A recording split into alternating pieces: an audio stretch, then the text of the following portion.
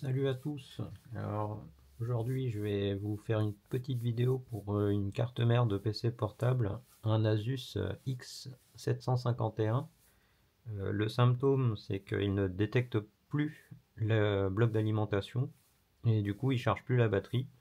Et d'ailleurs la batterie que voici est complètement, a priori elle doit être morte parce qu'il n'y a plus aucune énergie qui ressort et puis il n'y a plus du tout de voltage au niveau du bornier.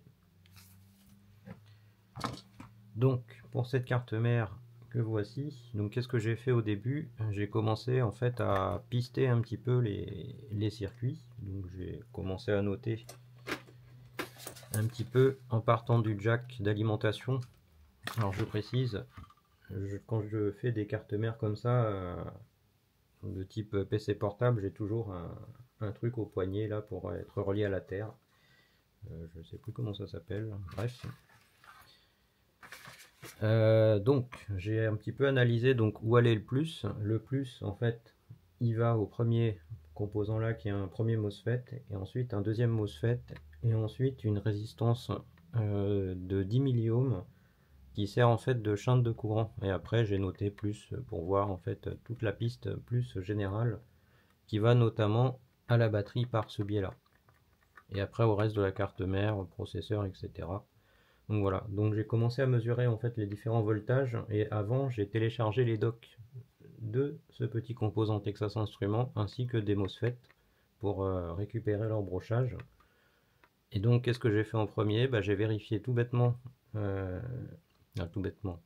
les infos qui ont été communiquées par Texas pour ce composant là. Et j'ai suivi en fait les lignes d'alimentation, c'est ça qui m'intéressait le plus pour voir déjà si lui il était alimenté. Donc je vous montre ça. Donc voici un imprimé de la doc. Donc c'est un BQ, c'est marqué BQ 735 sur le composant, mais en entier c'est un BQ 24735. Donc c'est cette référence là, si besoin de le changer, qu'il faut chercher. On l'a sur Mousseur, j'ai vérifié, il coûte presque 3 € au niveau de la pièce. Donc là ce qui m'intéresse souvent dans ce type de composant là, c'est de chercher en fait les pattes de sortie des régulateurs, hein, comme je fais sur les Alima découpage et que j'ai fait encore la semaine dernière sur la précédente vidéo où je vous expliquais que j'avais réparé notamment une hotte aspirante grâce à la méthode de l'alimentation haute tension des LED de TV là. Donc je cherche toujours une patte de régulation donc qui est là. Il vous donne l'info ici comme quoi c'est la sortie de la régulation linéaire du composant. Et donc normalement on a 6 volts.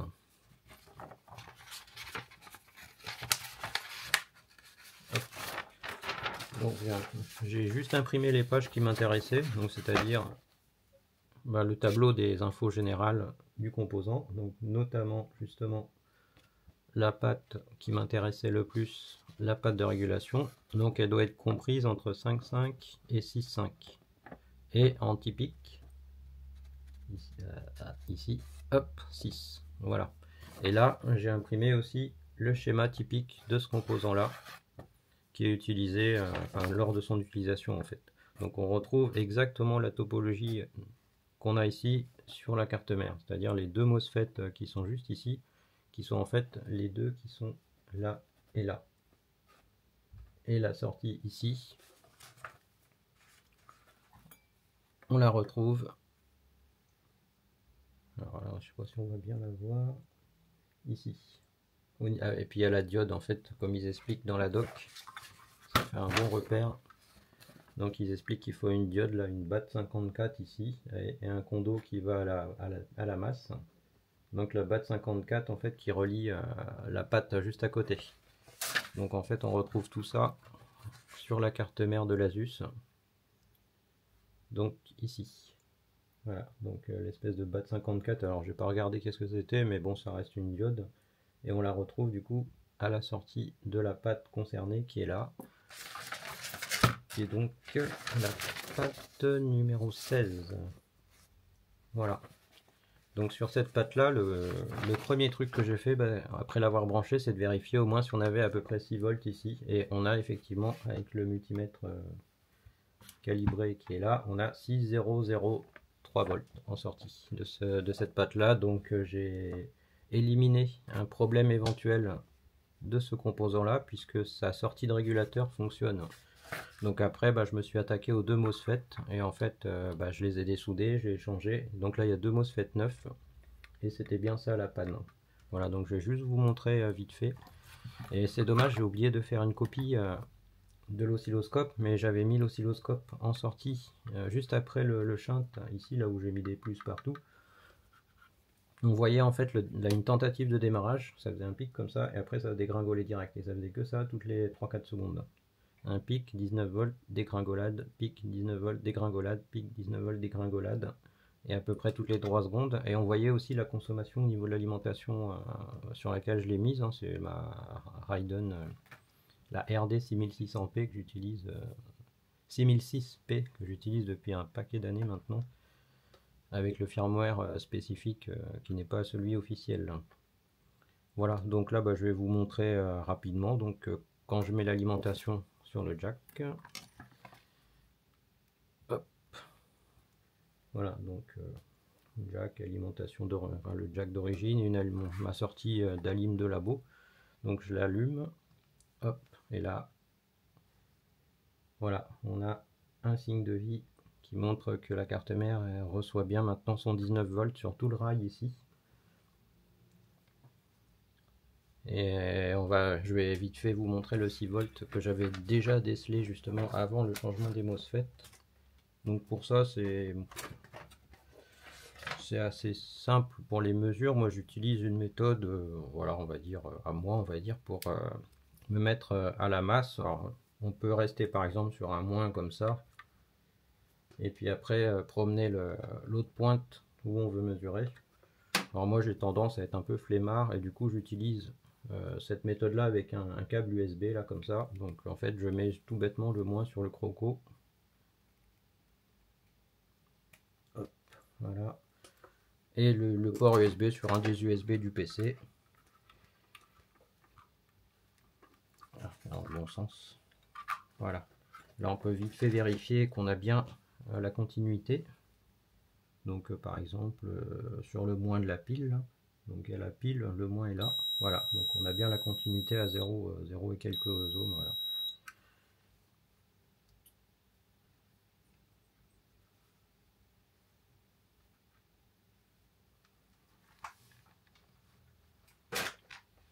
Voilà, et puis là j'allume.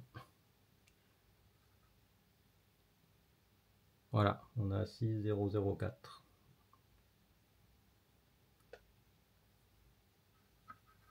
Donc ce qui confirme que lui fonctionne, et que donc la panne était située en amont, sachant que, comme je vous expliquais, j'avais donc des pics comme ça, ici et ici, entre les deux MOSFET là. Voilà. Donc j'en profite parce que j'ai utilisé du Kapton, le fameux scotch, celui-là là. Et bon, un peu comme tout le monde, j'en avais acheté. Donc voilà.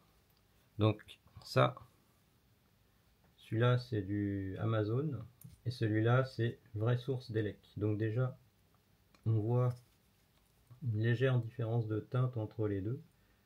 Et surtout, il y en a un qui tient pas la chaleur, hein, donc c'est du faux Kapton là. Celui-là, je vais vous montrer dès que j'aurai trouvé un bout.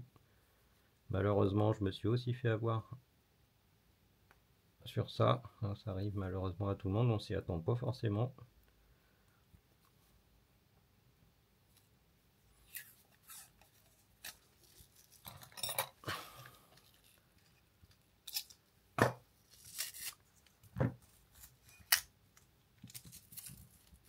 Voilà, donc ça c'est le faux. Et ça c'est du vrai. Alors les rouleaux sont... Alors j'étais obligé de le mettre au marqueur ici que c'était le genuine. Donc celui-là je l'ai acheté sur Eleshop, un site que j'aime bien, beaucoup. J'ai acheté pas mal d'outillage chez eux. Très sérieux. Voilà.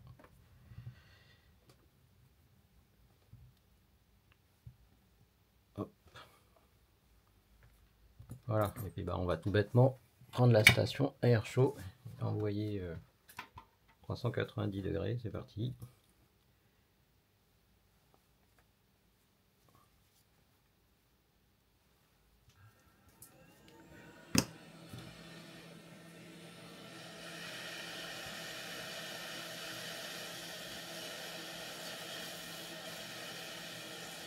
Voilà, donc celui-là il rétracte, on dirait presque de la gaine thermo.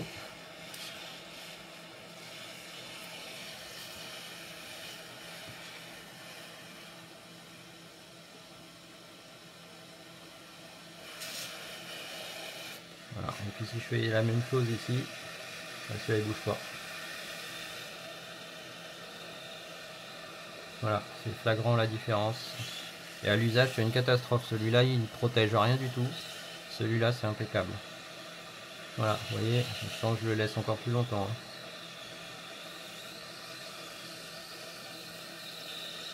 Voilà, si je fais la même chose ici, il va continuer à se rétracter. C'est de la vraie merde, il faut dire. Voilà, donc celui-là il finit en bout de plastique tout dégueulasse et celui-là il bouge pas. Voilà.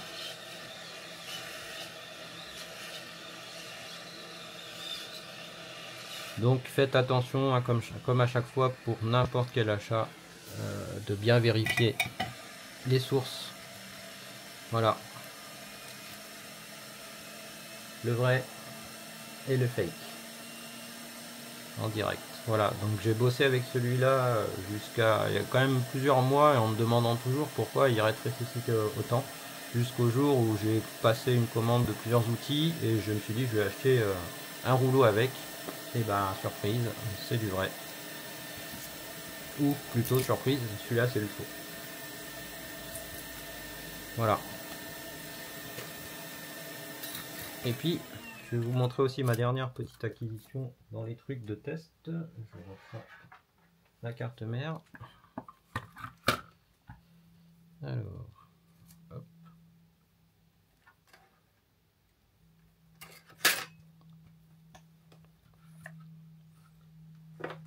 Il est, je sais pas où.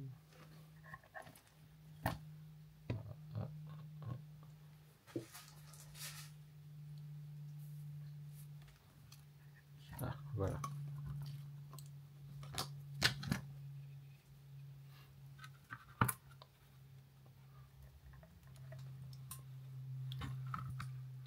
Donc j'ai acheté un testeur d'HDMI, donc j'ai un petit peu galéré pour trouver quelque chose pour trouver ça, donc j'ai trouvé cet appareil là, qui a un nom qui est assez marrant, donc Chipmunk HDMI Tester. J'ai mis du faux Kapton dessus comme ça pour protéger parce que le PCB est exposé en direct. Au moins il me sert à quelque chose quand même. Et c'est tout bête en fait, il y a des voyants qui s'allument pour dire qu'il y a le 5 volts, qu'il y a une communication, enfin qu'il y a la puce qui est interrogée par l'ordinateur. Et puis là, les dernières LED, c'est pour dire quand l'ordinateur envoie des données sur les 3 rails de données, donc de D0 à D2, plus l'horloge, donc l'entrée clock. Voilà, donc je vais vous montrer ça sur la carte mère ici.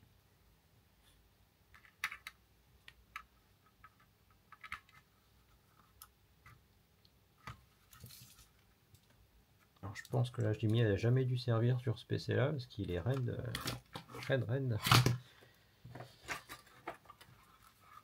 Voilà, donc là j'ai branché la lime, j'ai branché le testeur et on va voir ça. Hop.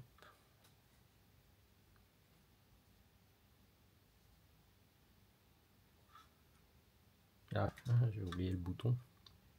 Là du coup j'ai la carte mère qui est en veille, alors on ne le voit pas sur la caméra. Voilà, la carte mère est en veille, mais en fait il faut que je mette le bouton. Là le bouton il est là.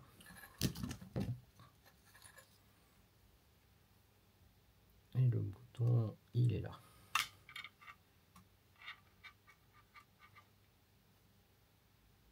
Voilà, comme ça je peux allumer la machine.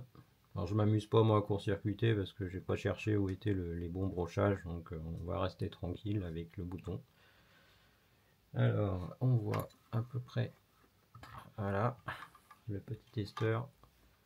Donc j'allume la carte mère et j'allume le bouton.